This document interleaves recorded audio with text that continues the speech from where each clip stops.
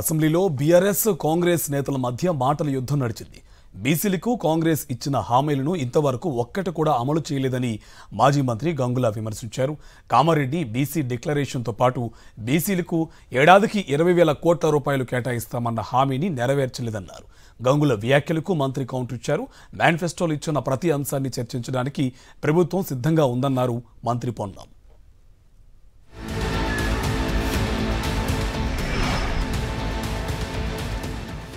మీరు Kamareddy declaration clear ఇచ్చారు.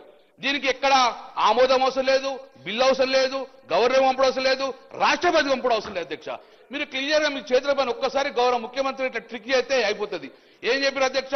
42% మంత్రివర్గంలో స్థానం ఇస్తాం, 40% ఇస్తాం. అధ్యక్ష, మేము కోరుతున్నాం, మీరు మీ మంత్రులు ఎవరన్నా 42%లో మీ 18 మంత్రులు 40% బీసీలకు మంత్రులు ఇవ్వండి. మీరు సంతోషం, ఎవరైనా కానీ ఒక బీసీలను మంత్రి ఇవ్వండి. అధ్యక్ష, తర్వాత అధ్యక్ష మీరే మాట్లాడారు ప్రతి సంవత్సరం కూడా మేము 20,000 కోట్లు మీ బీసీలకు బడ్జెట్ పెడతామని. అధ్యక్ష, 20,000 × 5 లక్ష కోట్ల బడ్జెట్ మా బీసీలకు వస్తుందని చెప్పి అధ్యక్ష 20 నెలలైంది. అధ్యక్ష, 20 పైసలు మా బీసీలకు బడ్జెట్ మీరు పెట్టాలి. 20,000 కోట్లు అంటే ఎక్కడున్నా అధ్యక్ష?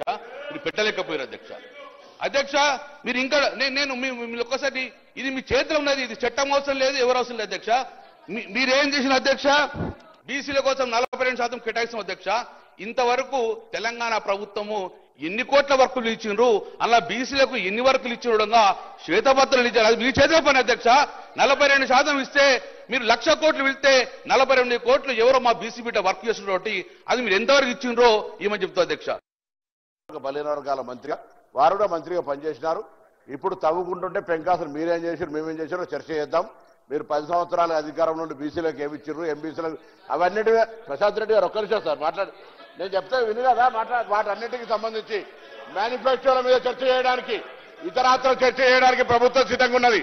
మేమేం చెప్పినాం, ఏం చేసినాం, మీరేం చెప్పారు, ఏం చేసారో చర్చ చేద్దాం. నేను మళ్ళా కూడా వినమ్రపూర్వకంగా విజ్ఞప్తి చేస్తా ఉన్నా. మూడ్ ఆఫ్ ది హౌస్ ఈ రోజు సభల ఏకగ్రీవంగా మీరు అడగండి తప్పకుండా. నేను రామారావు గారిని కోరుతా ఉన్నా, అడగండి, వాటి మీద చర్చ చేస్తాం. మేము కూడా బలహీన వర్గాలకు న్యాయం చేయమని అడుగుతా ఉన్నాం. కాబట్టి బరాబర్ మీరు ఆ వాయిస్ ఎత్తుతలేరు. మీరు చారిత్రాత్మక నిర్ణయం జరిగితే కోటికి ఎంటికలు ఎక్కువట్టు ఊకే దాంట్లో అది ఇది అనే కంటే చర్చ వద్దు అని దయచేసి నేను మీ ద్వారా మరొకసారి గౌరవ సభ్యులకు చేస్తున్నా.